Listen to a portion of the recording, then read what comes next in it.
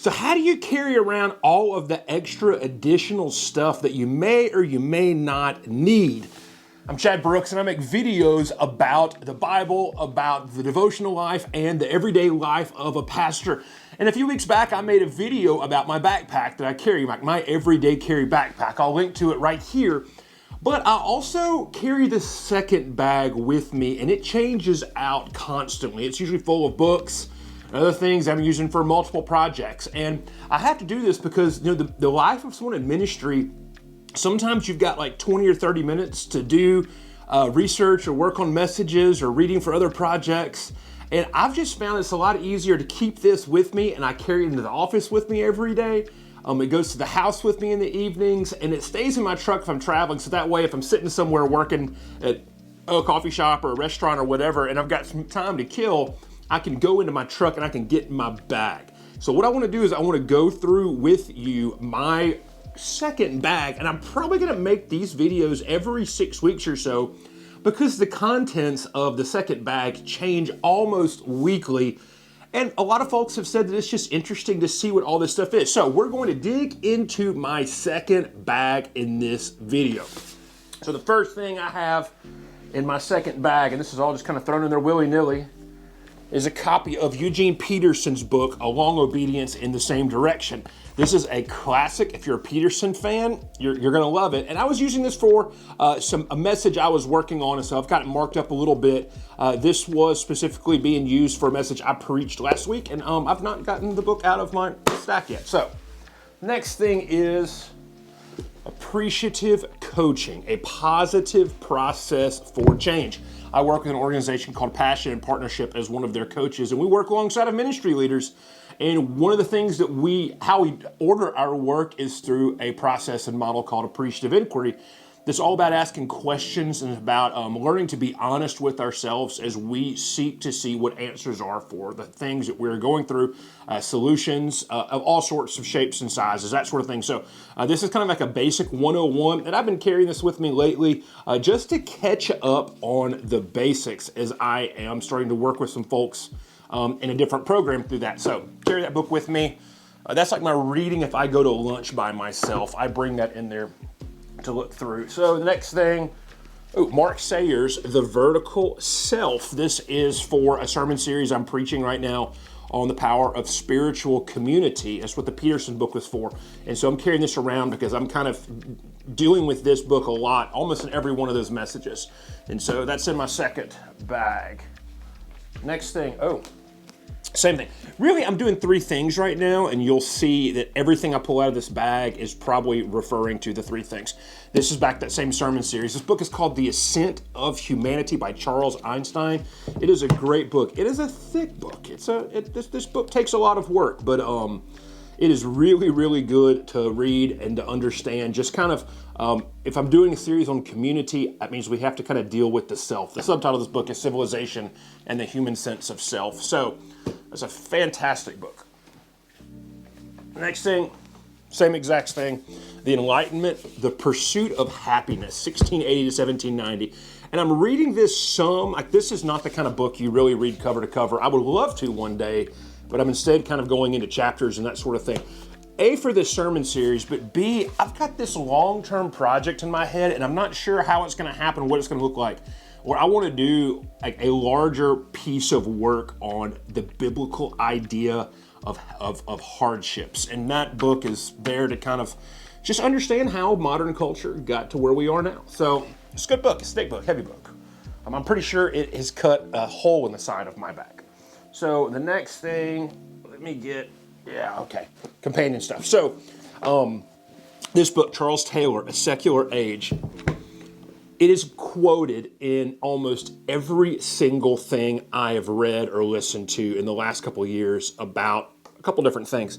And I want to read it, but it is a heck of a tome. And so I've got a video coming out in the future that's called How to Read Complicated Things. And I'm going to talk about how I'm planning to read Charles Taylor's Secular Age. This is a foundational book for the way a lot of theology and ministry is done right now. And I finally want to, apparently nobody actually has read this thing. They just collect quotes from it. But part of that process I'm doing of how to read complicated things is Jamie K.A. Smith's book, How Not to Be Secular, and the subtitle is Reading Charles Taylor. So this little book is all about reading this big book. And so I'm gonna kind of document the process of how I'm going to read something really complicated, but also why I'm choosing to read something really complicated. So that's in my bag because these came in the mail a couple days ago, and I'm still just kind of flipping through and thinking about starting to read. It's kind of, I've got, yeah, that's a lot. Next thing in is, okay, I am working pretty heavy right now on the second season of Productive Pastor and on the workbook. And so I've got this file folder that is the workbook as it stands right now. And I'm carrying this around to do editing and some work on that. I'll do this a lot of times in the morning if I drink a cup of coffee somewhere by myself. I've got a report for the company I coach with that is a trait profile. It's a report built for myself as I am learning a couple new skills to lead other people through. And you can't take people somewhere you haven't been yourself. So I'm learning about myself inside of this workplace profile. And it's sometimes not fun learning, but it's good learning.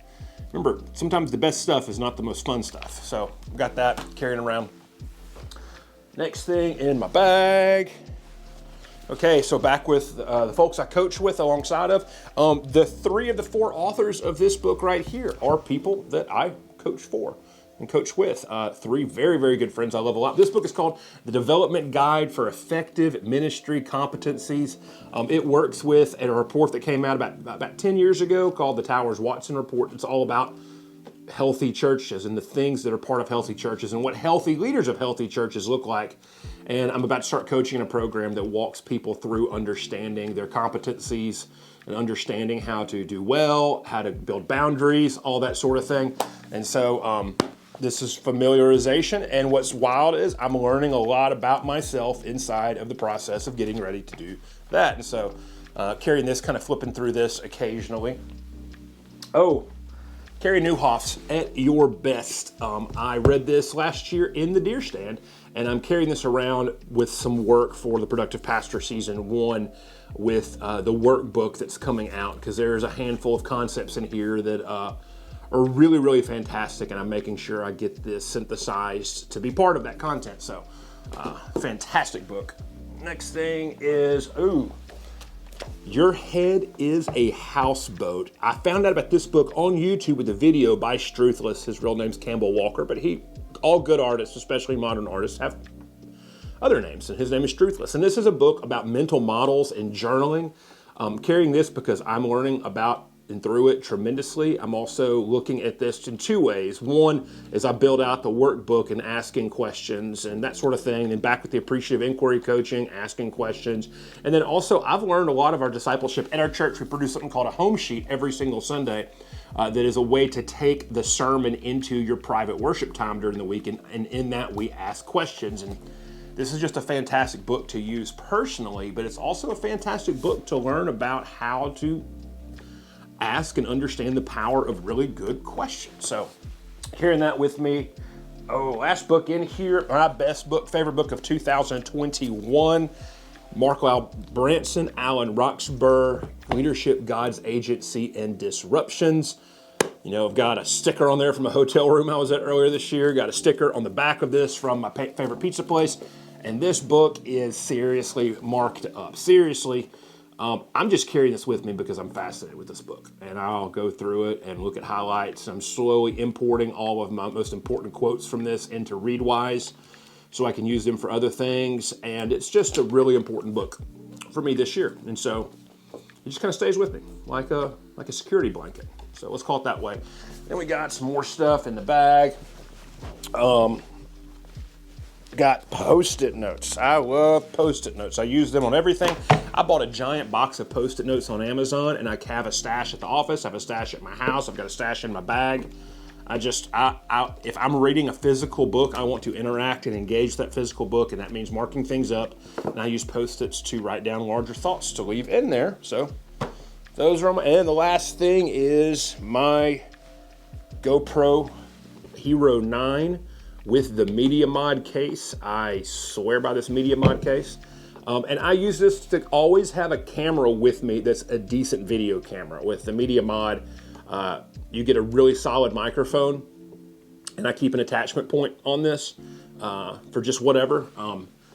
It's just a great camera to always have with you. I don't use it for these videos so much, but I use it a lot for church stuff, for social stuff in those places. So that's what's in my second bag. Let me know if you like this kind of content. I'm probably gonna do one of these every month, every 6 weeks, because the contents of the second bag always change. And I know there's other book nerds on here like me. I love to see what other people are reading and using in their ministry, all that sort of thing. So I'm Chad Brooks. If you dug this content, make sure to like and subscribe.